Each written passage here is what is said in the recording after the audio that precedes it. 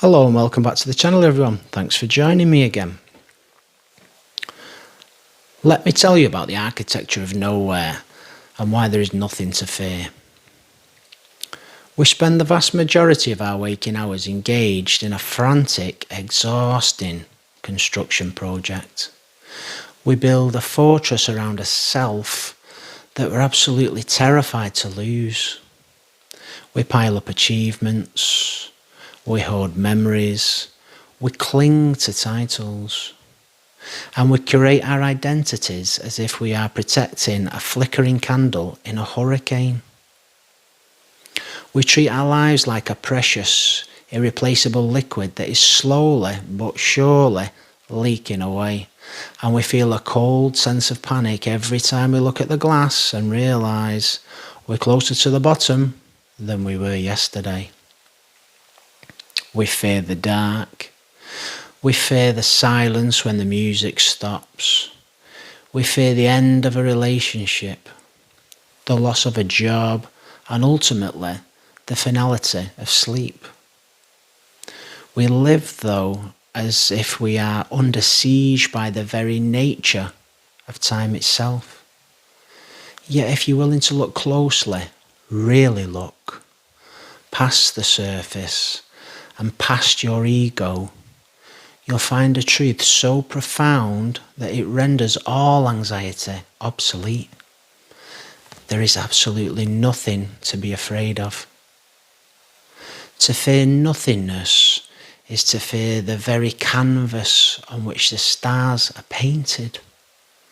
Without the void, there is no space for the light to travel. Without the silence, there's no room for the song.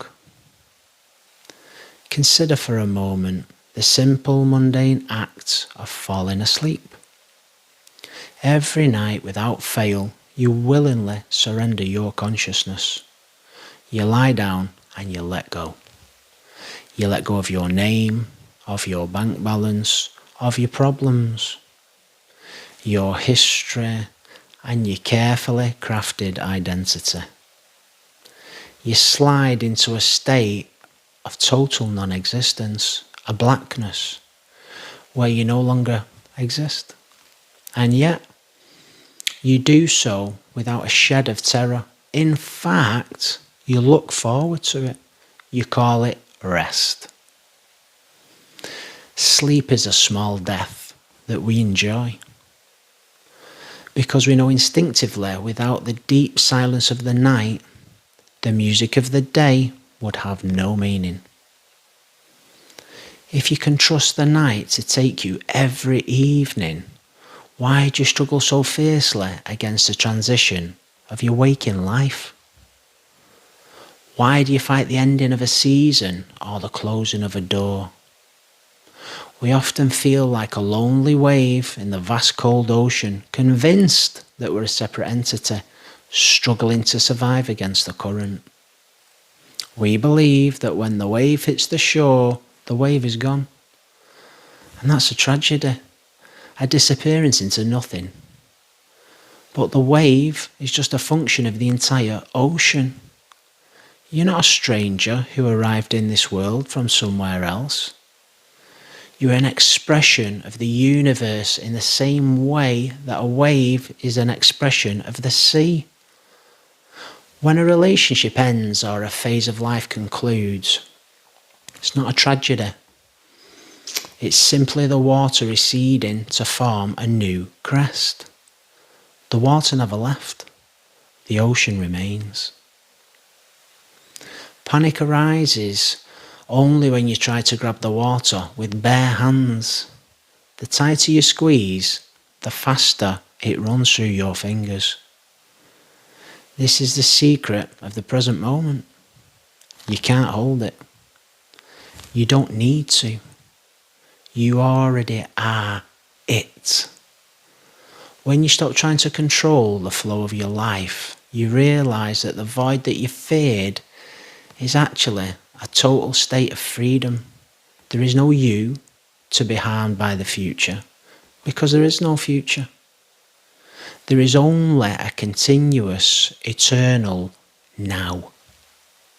that's forever changing its shape, forever dancing in new patterns. If you're worried about the end, remember that you didn't exist for billions of years before you were born. You were part of that nothingness for an eternity, and it never inconvenienced you in the slightest. You were not bored, you were not in any pain, you were not distressed. The nothingness we fear is not a black hole. It is the fertile ground from which all things grow. To be afraid of the void is to be afraid of the space between the notes that makes melodies possible. Lift your gaze from the ground of anxiety. You are the universe experiencing itself through a human lens for a brief, glorious moment. Once you understand that you are both the dance and the dancer, the fear of the end simply vanishes.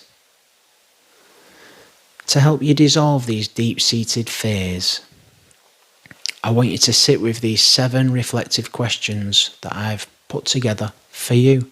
First, consider the sleep paradox. You surrender your ego every night without fear.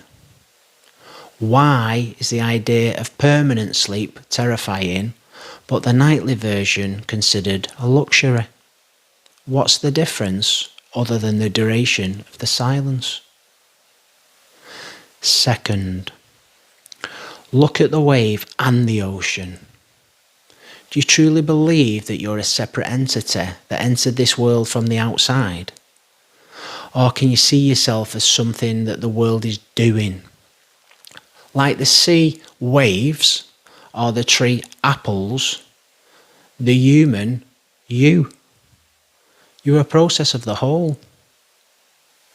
Third, reflect on the pre-verse cycle. If the billions of years of non-existence before your birth caused you no distress, why do you assume that the nothingness after life will be any different? You return into a place that you've already been. Fourth, examine the tight grip. What specific thing are you actually afraid of losing in the future? If you can't hold on to a single breath or a single moment for more than a second, what are you actually trying to possess? Possession is an illusion born of fear. Fifth, find the space between. In music, the silence between the notes is what creates the beauty. Can you find the beauty between the gaps of your life? Can you appreciate the transitions, the endings, and the quiet moments where nothing is happening? These are the moments where the next melody is born. Sixth, define the fear of nothing. Is your fear truly about nothingness, or is it about a fear of losing the something that you've become attached to? What would happen if you accepted that you are the entire process of change itself, rather than just one fixed static part of it? And seventh, recognize the eternal now. If the past is just a memory and the future is just in your imagination, and both exist only as thoughts in your mind right now, what is it to fear in this exact immediate second that you are in? In this second you are breathing. In this second you are alive. To find peace, I offer you this practice. When you feel the panic of the void or the unease of an ending, try this mental shift. Stop perceiving yourself as a noun.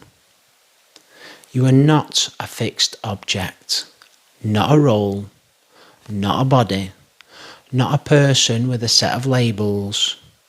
Start perceiving yourself as a verb. You are a process. You are a happening. You are a breathing. You are a dancing. A noun can be lost, broken, or stolen. A noun is a target for the ego. But a verb simply changes its rhythm.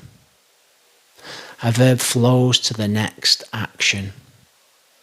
When you become the verb, you move from being a victim of time to being the actor of the present.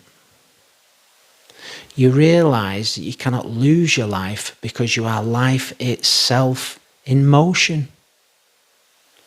Dismantle that fortress. Let the liquid flow. Trust the night. You are the ocean, and the shore is just the beginning of a new movement.